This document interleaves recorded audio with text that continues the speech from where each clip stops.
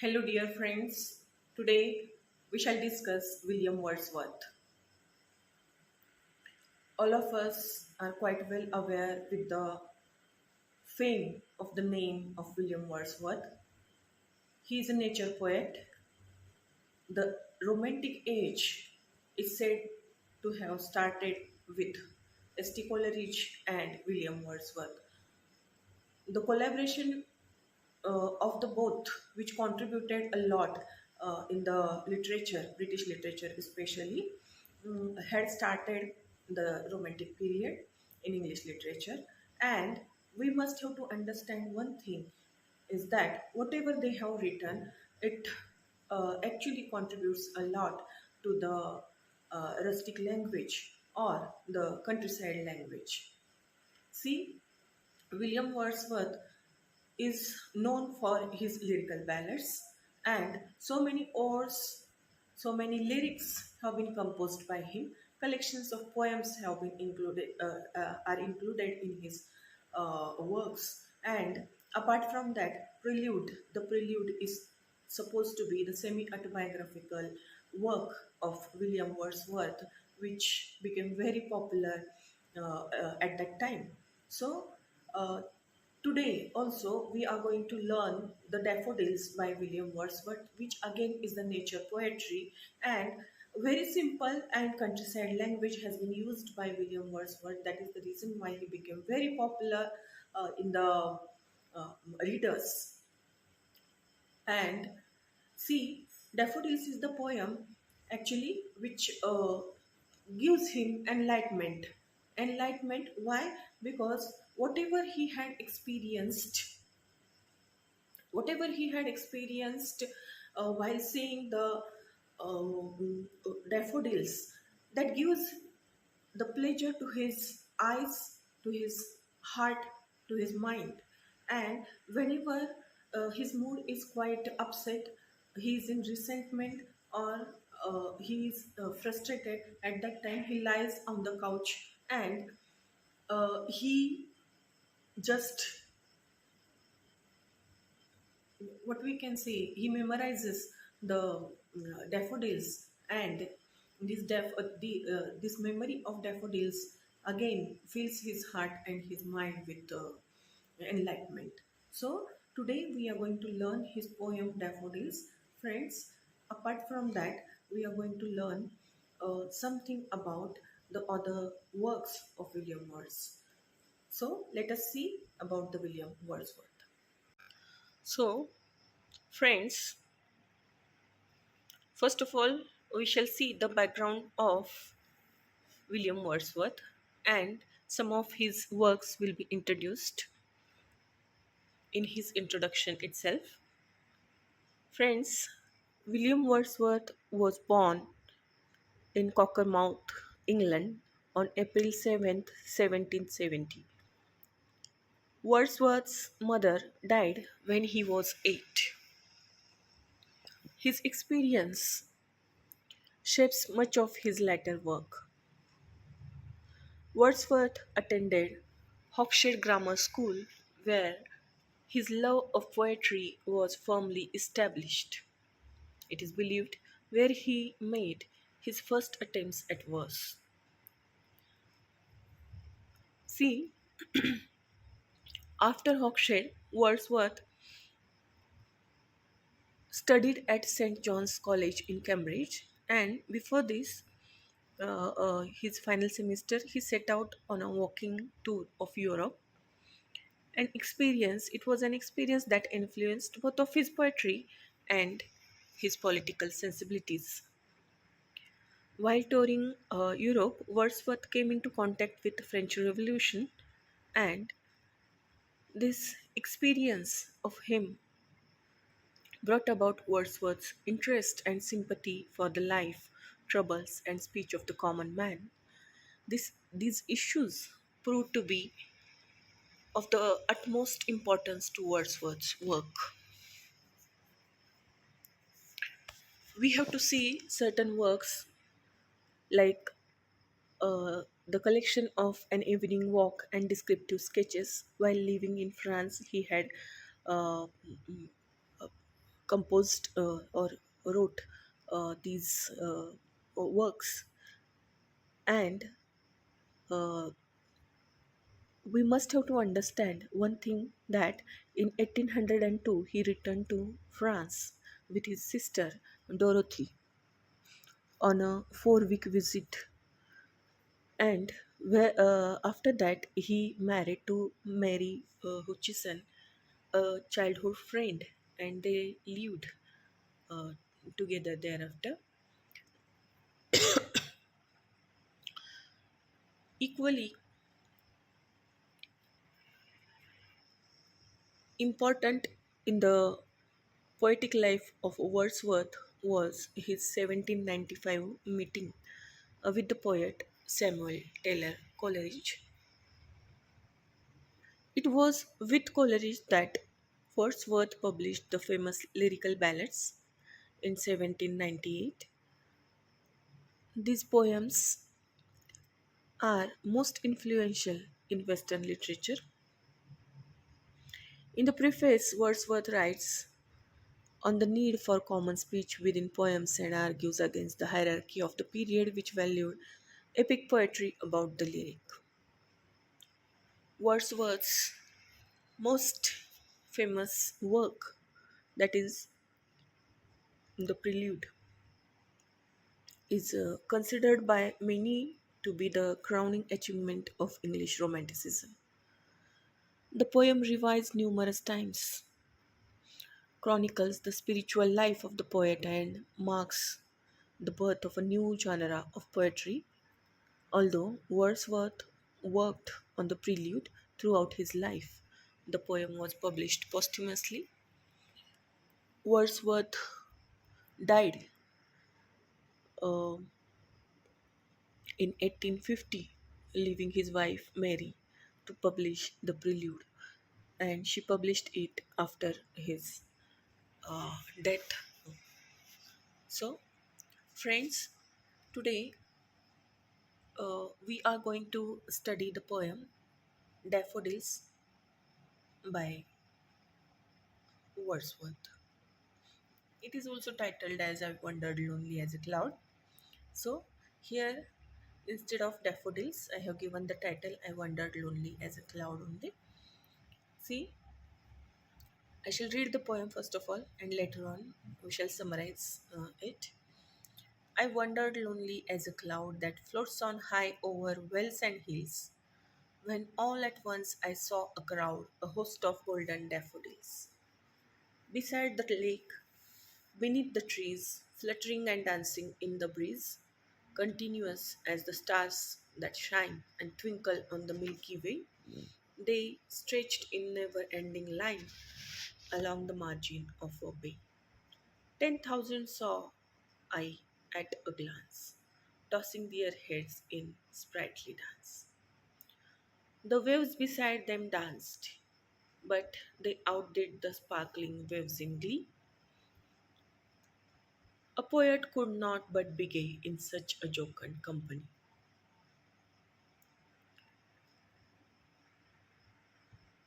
I gazed and gazed, but little thought what wealth the show to me had brought. For often when on my couch I lie, in vacant or in pensive mood, they flash upon that inward eye, which is the bliss of solitude. And then my heart with pleasure fills and dances with the daffodils. So, friends, what actually Wordsworth has told to us in the poem, that once he was wandering by the countryside when he had seen the daffodils. It was his experience that he was feeling lonely. His mood was quite upset. He was frustrated, and with his wife Mary and his sister Dorothy, They decided to take a long walk, countryside walk. The lake was also there by the countryside, and they started to take a walk. And when they started to take a walk at that time, what had happened? They were discussing certain things among themselves, and at a glance, he has seen the daffodils in thousands of numbers. That means it was quite the pleasurable moment for him that in such a large amount he had seen the daffodils, and it gave the pleasure to his eyes and to his heart by seeing these daffodils flowers. They were the golden daffodils, and they were dancing and tossing their hairs uh, over uh, and straight. But see, the dance of these daffodils gave him such type of pleasure, which was quite what we can say. By seeing the host of daffodils, he emphasizes here something which carries a glimmer of religious meaning, suggesting not just a group of people or things but also the host used in Holy Communion, the bread that represents the body of Jesus Christ. Friends, Wordsworth also emphasizes the grounded and down to earth nature of daffodils. He liked himself to a or he compared himself to a cloud floating over wells and hills. Now the daffodils are beside the lake and beneath the trees, in amongst the nature at ground level. The shift in the propositions highlights that the stars that shine and twinkle on the Milky Way, they stretched in never ending line along the margin of a bay. 10,000 saw I at a glance, tossing their heads in sprightly dance. Once he has been brought down to earth by the sight of the daffodils, Wordsworth is keen to invoke their ethereal quality. They are like the constellations in the sky, forming a long continuous line or pattern. They seem like the stars to go on a forever, a never ending line, and yet, once again, this is in tension with the idea of grounded limit as the reference to the margin of a bay. Wordsworth emphasizes the joyous quality of the daffodils as they are almost personified. They have heads that seem to dance in the breeze.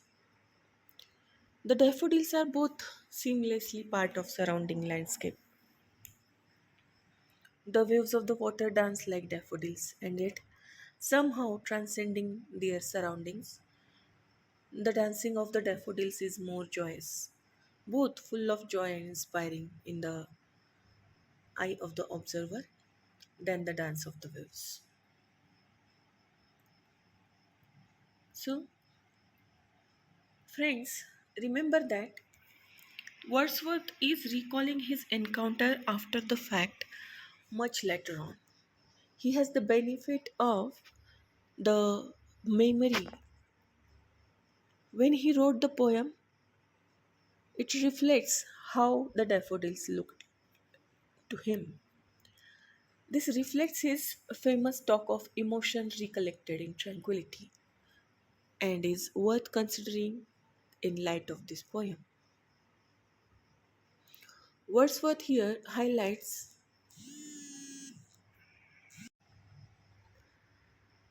how joyous the sight of daffodils was, but then tells us that he did not realize quite how important and valuable it would be to him at the time. He little thought what wealth the show to me had brought. Wealth echoes golden, the adjective used about the daffodils in the first stanza.